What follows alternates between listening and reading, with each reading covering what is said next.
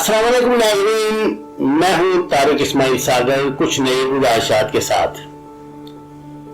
नाज़रीन, पाकिस्तान में ऐसे लाखों क्या करोड़ों लोग होंगे जिन्होंने वज़ीर आज़म इमरान खान की सियासी जद्दोजहद को खराज तहसीन पेश करने के लिए उनकी तरफ से करप्शन के हवाले से, इंसाफ के हवाले से दिए गए प्रोग्राम्स को सपोर्ट करने के लिए, एक तब्दीली के लिए, एक चेंज के लिए उन्हें वोट दिया था और बदतरीन हालात में भी उन्हें वज़ीर आज़म मुंतखब किया। ये बात आप भी जानते हैं, मुझे ज्यादा दोहराने की जरूरत नहीं कि इंतखाबात से पहले जो तकारीर की जाती हैं उन्हीं को लोग अक्सर में किसी पार्टी का मैनिफेस्टो समझते हैं और वो ये समझते हैं कि इसी बुनियाद पे ये पार्टी आगे चलेगी, इस तरह की इस्लाहात होंगी और यही वो प्रोग्राम और वो तकारीर होती हैं जिनकी बुनियाद पे लोग आपको वोट देकर मुंतखब करते हैं।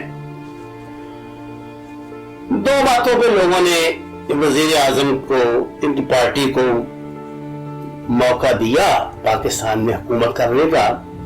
एक तो ये कि ये तशरीफ लाएंगे तो करप्शन का खात्मा होगा और 100 अरब डॉलर की रकम जो ये कहते हैं कि पाकिस्तान से गैर कानूनी तौर पे बाहर गई है उसे वापस लाके ये पाकिस्तान के कर्ज जो बैन अक़वामी कर्ज हैं, जो मुकामी कर्ज हैं, वो अदा करेंगे, फिर भी पैसे बच जाएंगे जो मुल्क की फलाह बहबूद में काम आएंगे। नाज़रीन, ये तो हमारे ख्वाब थे, हमारी ख्वाहिशात थी और ख्वाहिशात ही नहीं, हमने इसके लिए बड़ी स्ट्रगल भी की। इमरान खान और उनके रफ़ाकाए कार ये बात बरमला कहते थे कि वो कुछ भी हो जाए IMF से भीख मांगने नहीं जाएंगे। खान साहब की हुकूमत बन गई और ये शायद पाकिस्तान की तारीख में तवील अरसा के बाद एक ऐसी हुकूमत है जिसको एस्टेब्लिशमेंट की मुकम्मल ताउन हासिल है और दोनों एक पेज पर हैं। आपने तशरीफ लाने के बाद जो इक़दामात किया, जिसना पै दर पै अपने वादों से, अपनी तकारीर से, अपने प्रोग्राम से फिरे, नालायक लोगों का इंतखाब किया और बैड गवर्नेंस की बदतरीन मिसालें कायम की, उसके बाद मुल्क में एक मुआशी बहरान पैदा होना तो नेचुरली होना था। हालात ऐसे मईशत के हवाले से बिगड़े कि जब कोई भी जनाब वज़ीर आज़म को उनका भाई ख्वाह मशवरा देता है कि हजूर इस तरफ तवज्जो फरमाएं, आप बैनुल अक़वामियत के पीछे ना पड़े, अपने मुल्क को तो देखें, तो वो इस बात का बहुत बुरा मनाते हैं। पीछे ने नूर आलम खान को जो पीपल पार्टी से इनकी जमात में आए थे और उन्होंने कहीं असेंबली में क्या दिया कि लोग हमसे पूछते हैं कि भाई ये क्या महंगाई का तूफान उठा है, वो खत्म ही नहीं हो रहा। तो सुना है कि आप जब तशरीफ लाए और ताजा ये आपने कैबिनेट मीटिंग की तो उसमें नूर आलम खान को आपने सख्ती से डांट दिया कि तुमने ये बात क्यों की और पिछली हुकूमतों में ये नहीं होता था। उनको पिछली हुकूमतें बहुत ही याद है, उसकी तो जान ही नहीं ना छोड़ते वो कि चूके पे, हालांकि वो खुद ये बात कहा करते थे कि जिसने जो किया वो उसका जिम्मेदार है। तो जो उन्होंने किया वो भुगत रहे हैं, उनके केस अदालतों में और अदालतों में ये साल से जो पकड़े हुए हैं, आप उन पर एक इल्जाम साबित नहीं कर सके और अब लोग ये समझने लगे कि आपका ढोंग है। अब ताजा तरीन क्या हुआ, पाकिस्तान के चीदा ताजर जो आपके हमायती थे, जो आपके साथी थे, आपकी तरफ से मुकम्मल मायूस होने के बाद पाकिस्तानी चीफ ऑफ स्टाफ से मिले हैं। कितने शर्म की बात है। चीफ ऑफ स्टाफ से उनकी क्या गुफ्तगू हुई ये तो हमारा मसला नहीं है कि हम आपको बताते फिरे, लेकिन ये अंदाजा फरमाएं कि आज ही پاکستان کی سپریم کورٹ نے یہ جورسڈکشن دی ہے کہ تجارتی حجم میں کمی نقصان دہ ہے اور حکومت تاجروں کو سہولتیں دے، ان کا بیڑا غرق نہ کرے۔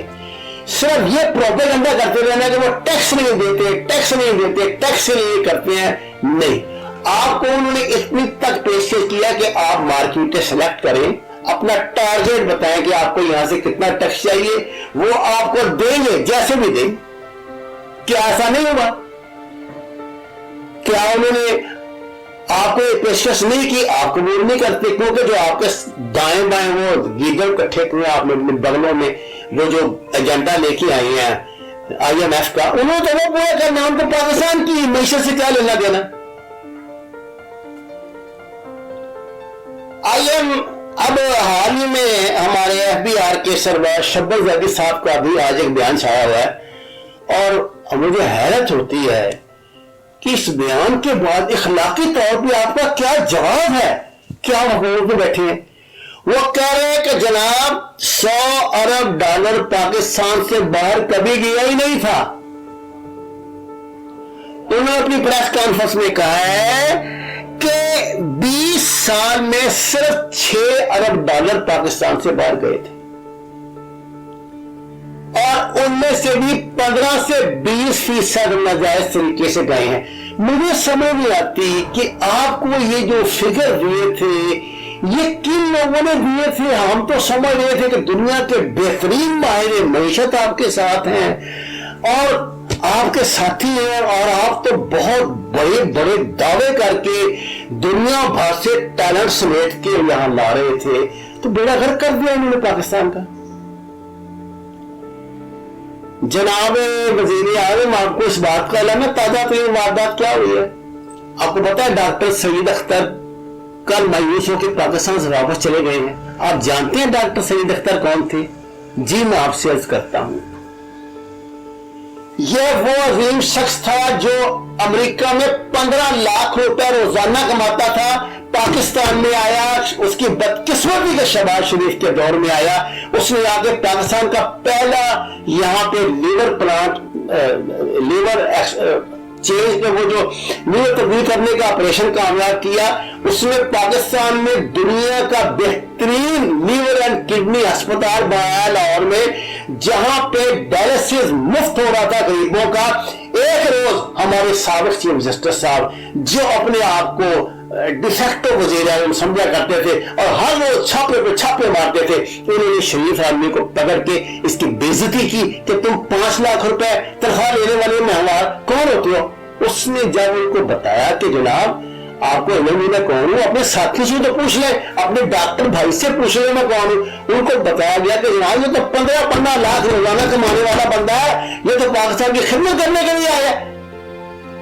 لیکن آپ کے انتظامیہ نے سارے اس شخص کو اتنا ذلیل کیا، اسپتال کے فنڈ روک دیے، دونوں مافیا جو آپ کے یہ صحت کے پروگرام کو برباد کرنے میں تلا ہوا ہے، ہسپتالوں کو قبضے کر رہا ہے، وہ ناقابل برداشت تھا اس کے لیے کہ ڈائلسس کے مریض کا مفت ڈائلسس ہو، یہ کیسے ہو سکتا ہے؟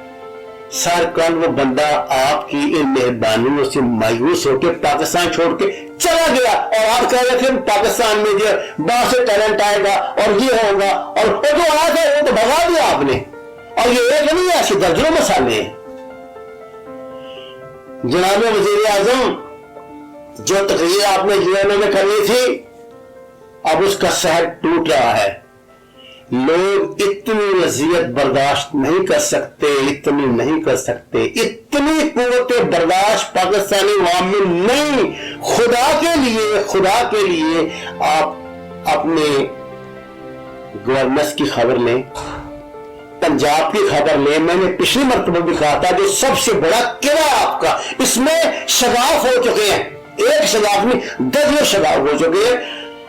کیا آپ تبھی اس کا احساس کریں گے جب پانی سر سے گزر جائے گا؟ ناظرین، یہ میرا ذاتی چینل ہے، آپ سے درخواست ہے کہ ابھی تک اگر آپ نے اس کو سبسکرائب نہیں کیا تو اسے سبسکرائب کریں، اور آپ سے بھی درخواست کریں، ہم تو اسی ذریعے سے آپ تک اپنے جذبات، اپنے خیالات اور پاکستان کے اور عالمی حالات پہنچا سکتے ہیں. آپ کا بہت شکریہ.